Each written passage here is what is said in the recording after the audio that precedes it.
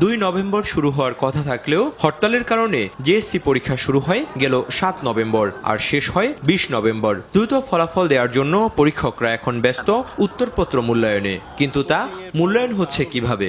একজন ভালোভাবে লিখলো, বিশুদ্ধ ভাষা বা ভাষার উৎকর্ষতা সাধন করে সে লিখলো, আরেকজন ভুল বানানে লিখলো, ভুল করে লিখলো, বাক্য গঠনে ভুল করলো।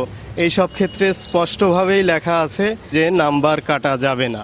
অনুসন্ধানে জানা গেছে, শিক্ষা বোর্ড থেকে উত্তরপত্র মূল্যায়নে দেয়া হয়েছে বিশেষ নির্দেশনা, যাতে লেখা আছে বানান ভুল, বাক্য গঠন, শব্দচয়ন, ভাষাগত দক্ষতা, হাতের লেখায় পরীক্ষার্থীর দুর্বলতা থাকলেও নম্বর কাটা যাবে না। অথচ এই পর্যায়ের শিক্ষার্থীদের জন্য এসব মৌলিক দক্ষতাই বেশি জরুরি। ভাষার উপরে দখল, ভাষার উপরে তার একটা বুৎপত্তি, এটা তো খুবই দরকার। ভাষা দিয়েই তো সে প্রকাশ করবে নিজেকে, আর বিশেষ করে মাতৃভাষা, এটার উপরে যথাযথ গুরুত্ব আরোপ করা দরকার। গুণগত মান অর্জনের জন্য পরীক্ষা যেমন প্রয়োজন আছে, পরীক্ষার সঠিক মূল্যায়ন প্রয়োজন আছে। সব দিক থেকে গুরুত্ব আরোপ করেই কিন্তু আমাদের এই শিক্ষার ভিতকে আরো শক্ত করা প্রয়োজন।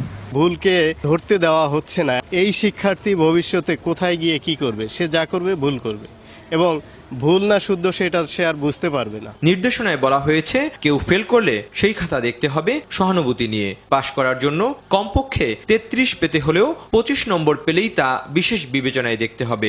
এর বাইরে আছে কিছু মৌখিক নির্দেশনাও। পরীক্ষার খাতা মূল্যায়নের সময় একটা বস্তুনিষ্ঠ পদ্ধতি অবলম্বন করা দরকার আছে, এমনভাবে দেখা দরকার, এমনভাবে মূল্যায়ন করা দরকার যাতে তারা ক্ষতিগ্রস্ত না হয়। এখানে কাউকে বেশি সুযোগ দেয়া অথবা কঠিনভাবে দেখা কোনোটাই উচিত হবে না। অষ্টম শ্রেণীর মতো বুনিয়াদী পর্যায়ে শিক্ষার্থীদের ক্ষেত্রে উত্তরপত্র মূল্যায়নের এমন নির্দেশনাকে আত্মঘাতী বলছেন পরীক্ষক ও শিক্ষাবিদরা। তাদের অভিযোগ, পাশের হার ও জিপিএ 5 বাড়াতে নেওয়া হয়েছে এমন অপকৌশল। কিভাবে পাস করানো যায় বা A+ বাড়ানো যায় সেই প্রচেষ্টা করে। এইটার পরিণতিটা কি দাঁড়াচ্ছে? আমরা দেখছি ইউনিভার্সিটিতে ভর্তি পরীক্ষায় গিয়ে তারা পাস নাম্বার পাচ্ছে না। তো এই ভুল শিক্ষা দিয়ে, এই যে আমরা বলছি গোল্ডেন, এই গোল্ড দিয়ে আমরা কি করব?